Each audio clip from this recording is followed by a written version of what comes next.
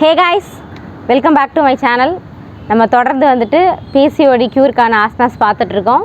இந்த வீடியோலயும் ஒரு ஆசனா பத்தி தான் பார்க்க போறோம். ஃபர்ஸ்ட் நம்ம ஆசனா எப்படி பண்றதுன்னு பார்த்தறலாம். ஃபர்ஸ்ட் உங்க கால்கள் ரெண்டையும் நீட்டி நல்லா நேரா உட்கார்ந்துக்கோங்க. அதுக்கு அப்புறம் உங்களோட வலது காலை மடக்கி உங்களோட பட்டுக்கு சைடுல பட் லைனுக்கு சைடுல இந்த மாதிரி வச்சுக்கணும். உங்கள் கால் பாதம் வந்து மேல் நோக்கிற மாதிரி இருக்கணும். உங்களோட இடது காலை எடுத்து உங்கள் வலது தொடை மேலே போட்டுக்கணும். நல்லா நேராக உட்காந்துக்க முயற்சி பண்ணுங்கள். இப்போ உங்களோட இடது கையை முதுகுக்கு பின்புறமாக கொண்டு வந்து உங்களோட இடது கால் கட்டை விரலை பிடிச்சிக்கலாம். பிடிச்சிட்டு உங்களோட வலது கையை வந்துட்டு இடது கால் மேலே இடது கால் முட்டி மேலே மேல் நோக்கின மாதிரி வச்சுக்கிட்டு உங்களோட உடம்பை வந்துட்டு கொஞ்சமாக இந்த மாதிரி ட்விஸ்ட் பண்ண நிலையில் வச்சுக்கலாம். சுவாசம் வந்துட்டு இயல்பு நிலையில் இருக்கட்டும். பாடியை ரிலாக்ஸ்டாக வச்சுக்க ட்ரை பண்ணுங்கள்.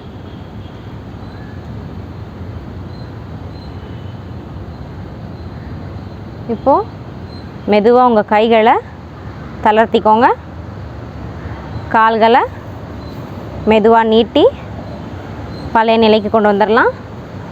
கால்களை இப்போ நீட்டி வச்சு உங்கள் முட்டி பகுதிக்கு நல்ல ஒரு ரிலாக்ஸேஷன் கொடுத்துக்கலாம். இப்போ அதே மாதிரி உங்களோட ஆப்போசிட் லெக்லையும் பண்ணிக்கலாம். கால் ரெண்டையும் சேர்த்து வச்சுக்கோங்க. உங்களோட இடது காலை மடக்கி உங்களோட லெஃப்ட் சைட் பட் லைனுக்கு பக்கத்தில் வச்சுக்கோங்க. கால் பாதம் வந்துட்டு மேல் நோக்கின மாதிரி இருக்கணும். இப்போ உங்களோட வலது காலை தூக்கி இடது தொடை மேலே வச்சுக்கோங்க.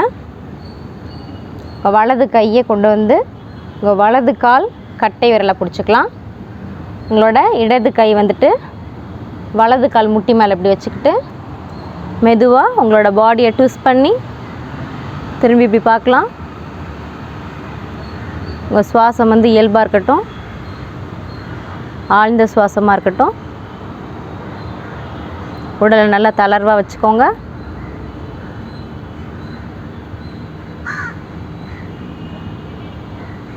இப்போ மெதுவாக வந்து உங்கள் கைகளை ரிலாக்ஸ் பண்ணி உங்கள் கால்களையும் நல்லா ரிலாக்ஸ் பண்ணிக்கோங்க. கால்களை நீட்டி விட்டுக்கோங்க. இப்போ முட்டியை நல்லா இப்படி இந்த மாதிரி கொஞ்சம் அசைஞ்சு கொடுத்து நல்லா ரிலாக்ஸ் பண்ணிக்கலாம். இந்த ஆசனா பார்த்திங்கன்னா இந்த மாதிரி கால் முட்டி இப்படி மடக்கி சைடில் வைக்கிறதுக்கு சில பேரெல்லாம் முடியாது. அந்த மாதிரி முடியாதவங்க என்ன பண்ணலான்னு பார்த்திங்கன்னா கால்களை நீட்டின மாதிரியே வச்சுக்கலாம்.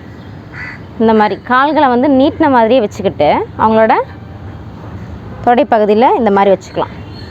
வச்சுக்கிட்டு கைகளை கொண்டு வந்து இப்படி பிடிச்சிக்கலாம். இந்த மாதிரி பண்ணுறது கொஞ்சம் எளிமையாக இருக்க மாதிரி இருக்கும். இல்லை விரல் இந்த மாதிரி பிடிக்க முடியலன்னா கையை இந்த மாதிரி சைடில் இந்த மாதிரி இடுப்பு பகுதியில் சைடில் இப்படி வச்சுக்கிட்டு உங்கள் உடலை வந்துட்டு மெதுவாக இப்படி திருப்பி பார்க்கலாம். அதே மாதிரி உங்களோட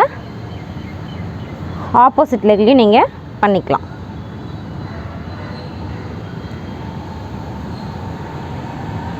விரலை இப்படி பிடிக்க முடியாதவங்க கைகளை வந்து இப்படி இடுப்பில் சாய்ச்சி ரிலாக்ஸாக வச்சுக்கலாம். கால்களை நீட்டி நல்லா ரிலாக்ஸ் பண்ணிக்கலாம்.